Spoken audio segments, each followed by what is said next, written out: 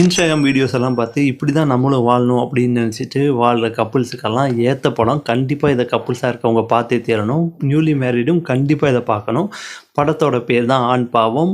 Minimum guarantee ஹீரோங்கிறது கண்டிப்பாக ரியோவுக்கு பொருந்தும். ஏன் அப்படின்னா மித்த ஸ்டாருக்கெல்லாம் கூட பெரிய அளவுலாம் இப்போ இன்வெஸ்ட் பண்ண தொடங்கிட்டாங்க. ஸோ அதுக்கு தகுந்த பட்ஜெட்லாம் ஒதுக்குறாங்க. பட் நம்ம ரியோ நடிக்கிற படம்லாம் பார்த்திங்கன்னா ரொம்ப கம்மி மினிமம் பட்ஜெட்டில் full and full story, screen play இதை நம்பியே தான் அவர் நடிப்பார். அவரோட ப்ரொடியூசர்ஸும் கம்மியாக இன்வெஸ்ட் பண்ணாலுமே டீசன்ட் ப்ராஃபிட் வர அளவு படம் மினிமம் கேரண்டியாக ஹிட் ஆயிடுது. ஸோ அந்த லிஸ்ட்டில் இந்த ஆண் பாவத்தையுமே சேர்த்தலாம். அப்புறம் இந்த படத்தில் மெயினாக பாராட்டி தீரணுங்கிறது ஆர்ஜே விக்னேஷ்காந்த். அவர் ஆக்சுவலாக வர வர ரொம்ப நடிப்பு வந்து நல்லாவே டெவலப் ஆகிட்டு வருது.